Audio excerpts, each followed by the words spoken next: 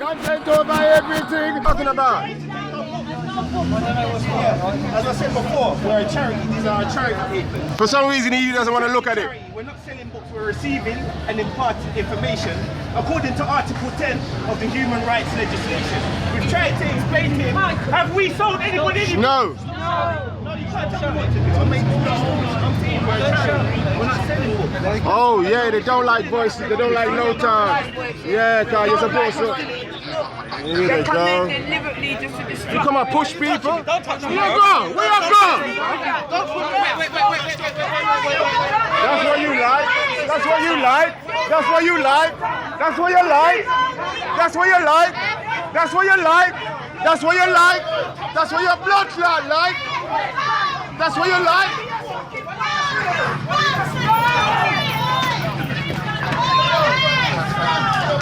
Why did you guys? Why you guys? Get back! Get back! Yeah, pussy. Yeah, big pussy. Burn them out, Naki.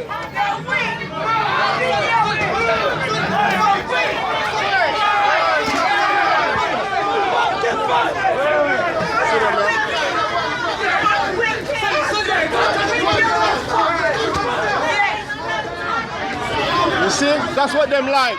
You like fucking war. You like violence. Your blood clot. Basically, I sell fragrance oils. I specialize in Arabian ouds, musks, and designer oils. My brand is called Diamond Essence. Look out for it. You might have seen it in a few shops. But what happened to Sulaiman, as I was saying to our uncle earlier, is seeing him get draped up by the police, that symbolism of the dreadlocks swinging around and like 10 white men gripping a black man and he's struggling, that the symbolism of that was a powerful symbolism. So it made people think Brixton can ignite, innit? So they was a little bit heavy-handed with him and they need to like fall back because Brixton ain't changed fully yet. It can still ignite. All it takes is one spark and all the shops could get licked out, all the cars could get burned out, and it could just go mad. What happened in Brixton ain't the first time police has tried to attack us, you know. They've confiscated thousands and thousands of pounds worth of goods. I even remember one time, you know, they sent somebody, like a black brother, to the table to act like he was interested in what we had.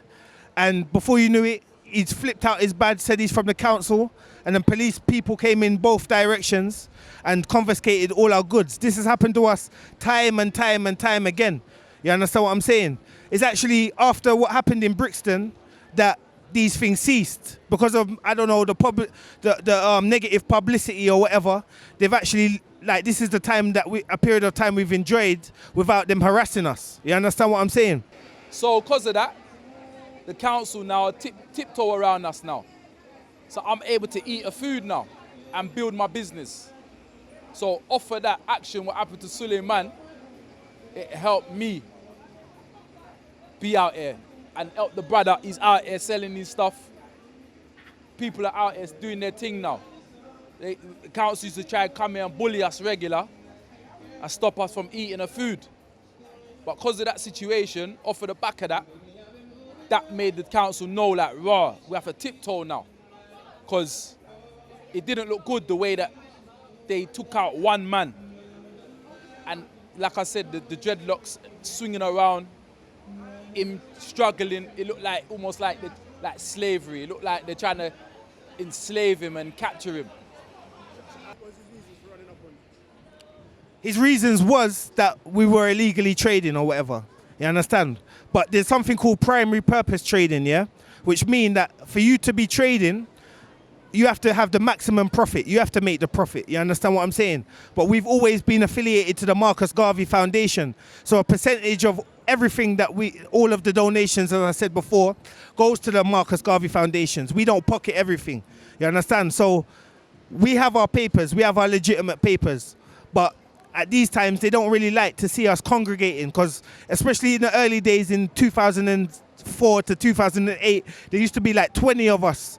20, brothers and sisters just congregating. There's other brothers in Seven Sisters called Brooklyn Nubar. He's been there since the 90s. Then you have Kedar doing the incense. He's been there since the 90s. So it's always been like Ward's Corner, Seven Sisters, where it started, has always been a hub for black people to, but before gentrification that's taking place right now, people used to always congregate there.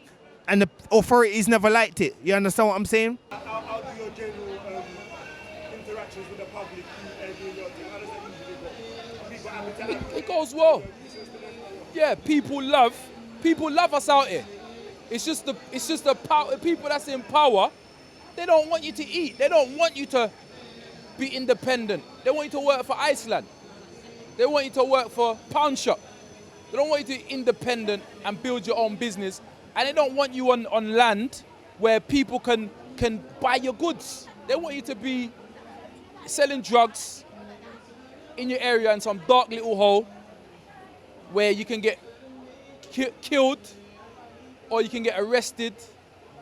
That's what they want. Or they want you in a market where people can't see you, so you can't make no money. They don't want us out here making no money.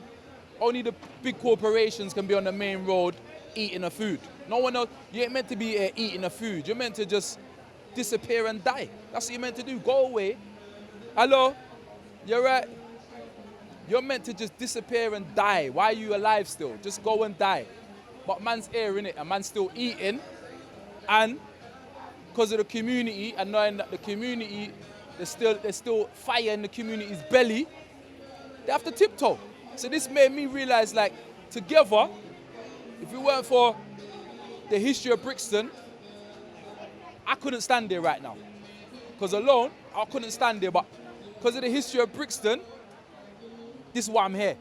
Because they know, like, there's a lot of militant man out here still that might just ignite. After the Brixton incident, I've all had policemen came up to me and said, "Oh, I'm sorry for what we done to you in Brixton and all of this type of thing." But you understand, sorry don't take away back nothing. You understand, we're not taking no sorry. You understand what I say? You're not going to tell me sorry for 400 years of oppression. You understand? So the way I see it, despite the fight that we get, we must persevere. You understand? Because the strongest soldiers get the hardest fight, Yeah, man. We're not dead yet, we're still alive. And we're still here, but we're not falling into their trap. Man ain't selling no drugs. Man selling perfume and incense. Diamond Essence. www.diamondessence.co.uk. Yeah? We're not falling into their trap. I'm not going to prison to make no one rich. I'm not selling drugs to no one to poison no one's family or no one's community. And I'm not taking no drugs either to poison myself and to poison my family. So, and that is also thanks to Allah, thanks to the Creator for that. So that's what we got to say. Yeah, brother. Content over everything. From your melody. Man, say it straight. Man, don't listen to BBC. Man, don't listen to ITV. My name is Solomon, and I'm from Black Child Promotions, and we spread the knowledge and information to do with African history, contemporary and ancient, our general experience, from a female, from a male perspective. All aspects of African history we try to cover. You understand? So we're out here